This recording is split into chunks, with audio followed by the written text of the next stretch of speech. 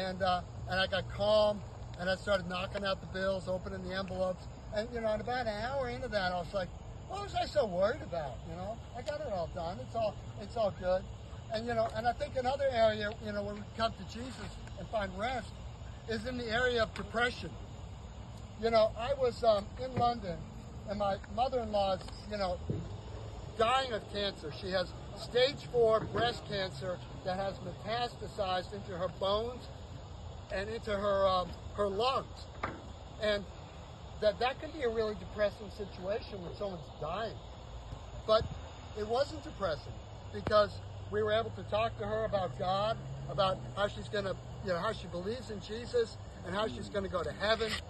And we were able to have this amazing talk with her and her husband. And the situation became, I went from being very depressing to being very hopeful and very, it's still hard. I mean, stage 4 cancer is hard, but, and that's not going to change, but there's hope. So I went from being depressing to hope, and there's so many other areas that I've given to Jesus and that he's given me rest. I used to be very heavy and very overweight, and I gave my body to Jesus in a sense, and I said, I'm going to stop abusing my body. And I lost 85 pounds and was able to play soccer again. And there's so many other areas that, that I could think of, but I don't want to go on too long. Any other points anyone else wants to make? I'll open it up for sharing. Besides Greece, what countries you visited? I do the same thing every year. I go see my family in England, and then I go to Greece because that's where my family's from. I've never really, I hardly go anywhere else, just those 2 places. Yazin, go ahead. What was the main tipping point that led you to Jesus? Yeah, the main tipping point is I had taken my mother's Bible with me to college, and I was living this party lifestyle, a lot of drunkenness, a lot of smoking marijuana, a lot of womanizing, and I was getting to the end of that road. I was just seeing the hopelessness and the dead end that was. But I'd taken my mother's Bible to college, and I started reading it. And I started reading about Jesus, and I thought it was just something for little old ladies, sit around and pray and talk about Jesus. And I didn't think there was anything to it.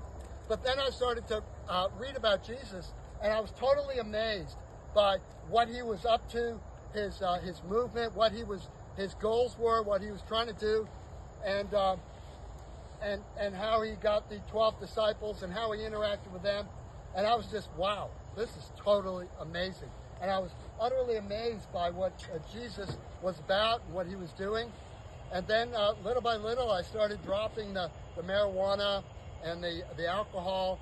And I got really drunk, and I went to this meeting they were having about God, as a campus ministry thing.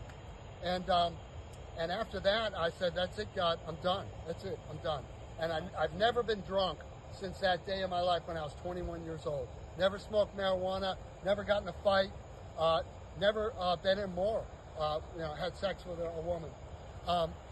And I've had struggles and I've had problems, and my family reminds me of my problems. They say, Dad, well, and but I still got problems, I still got issues, but I give those to Jesus every chance I get.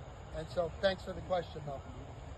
Anyone else comment? You start to have peace whenever you were 21 and you could do everything. Yeah. God, so my life really changed, and things started going really well in school and my career, and so